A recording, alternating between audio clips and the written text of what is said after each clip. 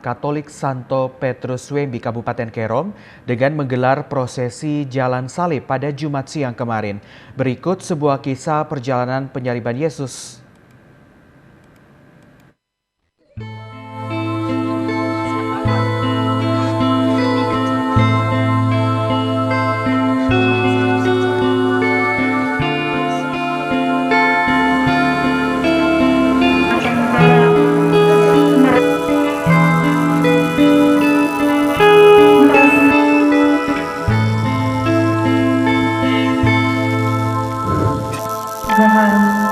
Peristiwa penyaliban Yesus di kayu salib dilakukan umat Katolik Santo Petrus di Kampung Wembi, Kabupaten Kerom pada perayaan Jumat Agung kemarin.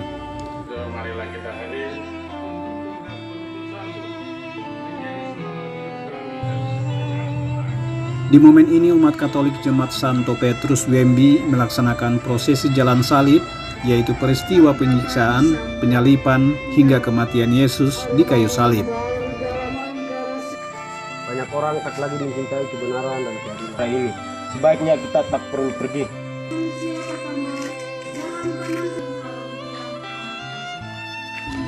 Cerita ini berawal ketika Yesus dan 3 muridnya sedang berdoa di bukit.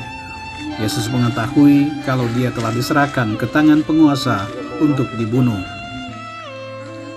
Ya Bapa, aku berdoa kepadamu. Jikalau boleh, ambillah piala ini lalu daripadaku. Bukan kehendakku, ya Bapa, melainkan kehendakmu.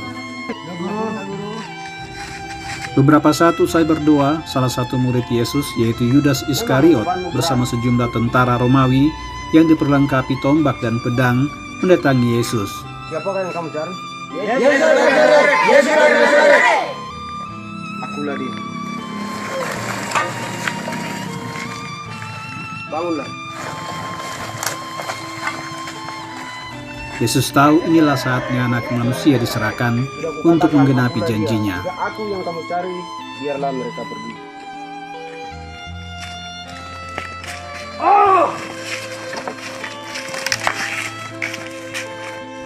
Yesus kemudian diseret ke Mahkamah Agama atas tuduhan mempengaruhi orang banyak bahwa dia raja orang Yahudi.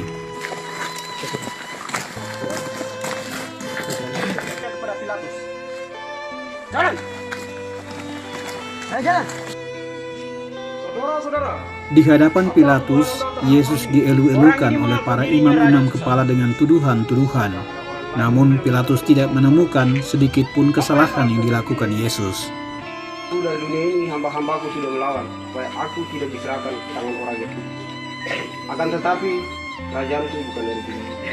Jadi engkau adalah raja. Meski demikian, Pilatus tidak bisa menghindar dari desakan para imam kepala yang terus menghasut rakyat agar Yesus dihukum mati. Saudara, apa yang ingin kalian lakukan untuk saya bebaskan bagimu, Barabas atau Yesus yang kalian sebut Kristus ini?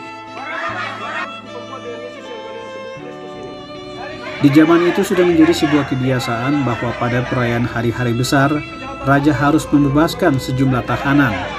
Oleh karenanya Pilatus meminta pertimbangan agar ada yang dibebaskan, apakah Yesus atau salah satu dari para tahanan. Di kota ini, bawa dia ke Herodes.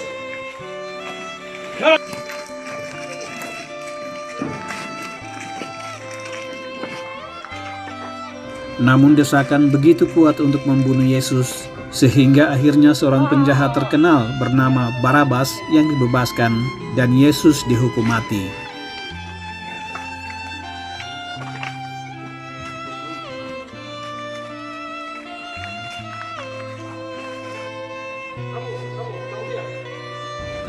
Inilah saat di mana Yesus menjalani masa-masa penyiksaan yang begitu luar biasa.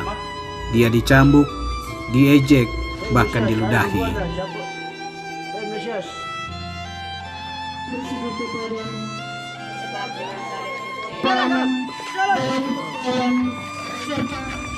Yesus harus memikul salib dan berjalan menuju Bukit Golgota. Perjalanan ini tidak hanya syarat dengan penyiksaan, tetapi derita yang dirasakan Yesus begitu pahit. Di sana juga ada tangis dari ibu Yesus dan pengikutnya.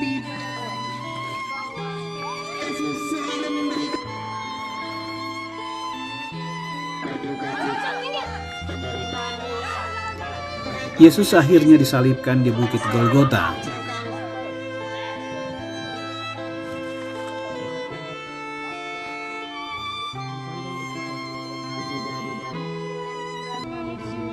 Inilah sepenggal peristiwa jalan salib yang diperankan oleh warga gereja Katolik di Jemaat Santo Petrus Wembi.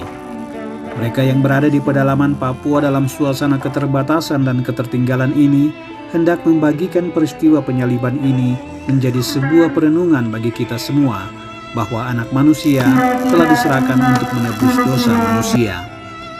Mereka juga mau bersyukur meski dunia sedang dilanda pandemi virus corona, tetapi sebagai orang percaya kita harus yakin bahwa semua ini diizinkan Tuhan terjadi atas dunia agar kita bisa lebih menaruh keyakinan dan kepercayaan kita kepada Yesus bahwa ada pemulihan yang sedang dikerjakan untuk kita sebagai umat tebusannya. Hari ini kami telah melangsungkan perjalanan drama hidup ini dan seluruh masyarakat, seluruh umat ikut ambil bagian dalam proses penderitaan Tuhan kami Yesus Kristus hingga pada Bukit Golgota, dan kita sudah melaksanakan semua itu sesuai dengan apa yang sudah dinubuatkan dalam kitab suci. Dan hari ini kita masih melanjutkan satu sesi, yaitu penyembahan salib yang akan dilangsungkan di dalam gereja. Untuk itu diharapkan untuk seluruh umat untuk ambil bagian dalam penyembahan salib ini sebagai penghormatan kita kepada Tuhan kita yang kita sembah, agar penderitaannya tidak sia-sia, tetapi penderitaannya untuk menyelamatkan seluruh umat manusia. Usai prosesi jalan salib dilanjutkan dengan ibadah perayaan Jumat Agung di gedung gereja Santo Petrus yang langsung dipimpin oleh Pastor Hilarius PKI. Saya tahu kemungkinan besar yang ada di hati kita adalah balas dendam, saling menjatuhkan, berusaha untuk saling menjatuhkan satu dengan yang lain. Yang macam ini kalau kita buat berarti kita sama dengan imam-imam kepala tadi. Kita masih sama dengan penguasa-penguasa tadi. Kita masih tidak baik dengan prajurit-prajurit tadi yang mau membunuh sesama kita, yang mau menggunting sesama kita karena ambisi pribadi kita, karena kepentingan pribadi kelompok kita. Lalu kita mulai cari alasan sana sini untuk menjatuhkan orang lain. Hal ini yang Yesus mengajar dari kita untuk tidak melakukan itu, tetapi mengampuni dan kita saling mendukung satu dengan yang lain. Dan yang kedua, dia mengajarkan kepada kita untuk selalu rendah hati.